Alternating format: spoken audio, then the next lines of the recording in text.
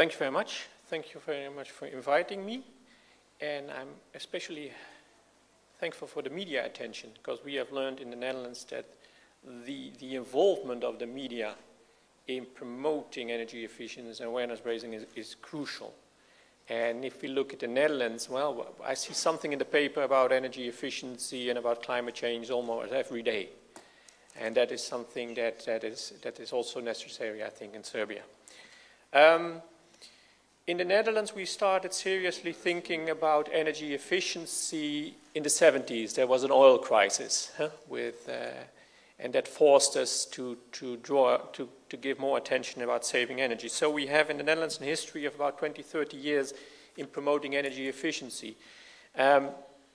Some policies worked, others didn't. So I would like to share with you 10 lessons learned and 10 best practices in the Netherlands to your benefit, so that you don't make the same mistakes we did. Next one, please. Why am I here? There is an ongoing government-to-government project on the implementation of the National Sustainable Development Strategy in Serbia. It has been recently published, and a corresponding action plan listing a great many numbers of actions has also been adopted. And if you look, you see energy and energy efficiency appear in many chapters of this action plan. Within this government program, we decided to focus on energy efficiency in housing. There will be a study visit. We will have a seminar on this topic in September here in Belgrade. And the aim of this government-to-government is to discuss and transfer the best practices from the Netherlands to Serbia, but also to do some matchmaking between companies that work in energy efficiency as well as public organizations that work in that field, between the Netherlands and Serbia, to give us some serious follow-up to this initiative. To say something more about the role of energy efficiency in sustainable development.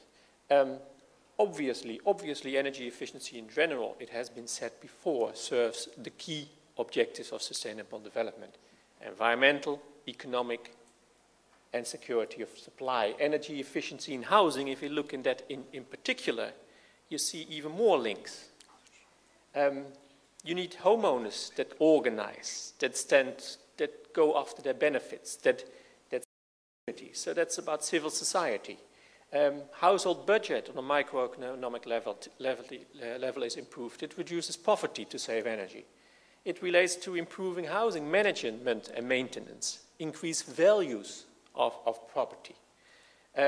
Safety and social well-being are strongly related to housing management. And of course, an increasingly important subject is urban renewal, where you look at an area not as a collection of buildings, but you look at the social, economic functions of a whole city area where energy efficiency is important.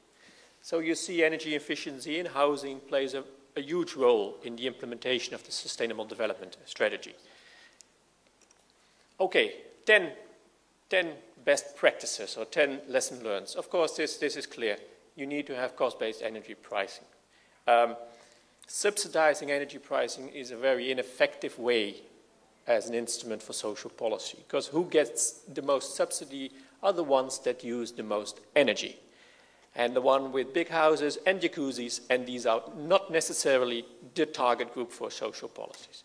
In the Netherlands, we have abolished subsidies a long time ago and replaced them with more effective social scheme, for instance, rental subsidies for people with low income.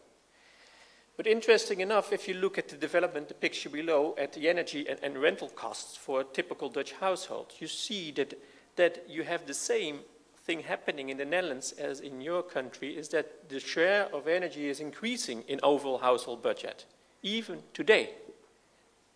Energy costs rise stronger than rental costs. So you see the incentive for Dutch households to save increases even more.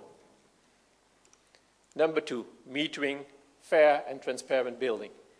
That is obviously very important. I remember I lived in an apartment building 20 years ago, and they introduced heat cost allocators. And then my neighbor came to me and said, suddenly my bill is double the amount I had. And then I asked a few questions, and it appeared he never turned off the heater when he left the building. So you see, this is a very simple example, but introducing heat cost allocation saved my neighbor energy by a factor of 2, just because he became aware of what he was using. Obviously, this is not an easy thing to introduce in Serbia, but it needs to be started up. And we see also in Holland that billing is also a very effective way of communicating the opportunities to save energy. So you get a bill and you get a leaflet, how to save on your next bill. Number 3, of course, it was mentioned in the announcement that we should talk about regulation. And one risk is when you introduce regulation, and it's very tempting for policymakers that you think, well, I've done the job. And we learned in the Netherlands, you need to look at the whole picture. If you adopt regulation, you need to inform the people who has to comply with it. You have to support them to comply, and at the end of the day, you need to enforce. If you don't have a clear commitment and you don't have the resources for the next steps, it's no use adopting regulation. And it is very crucial for one piece of legislation that is now being drafted in Serbia, that is the National Law on Rational Use of Energy, a key piece of legislation which also includes provisions for the housing sector. And I've seen this in many other countries in Central and Eastern Europe who've introduced that kind of legislation, that it was adopted and nothing happened because people did not know about it, could not comply, there was no support.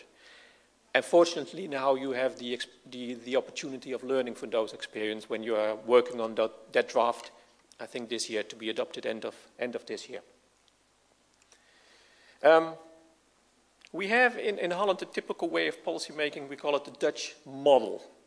And that is not to do with in regulation, not to do it top down, but talk, and then make a compromise, and then have some sort of voluntary commitment.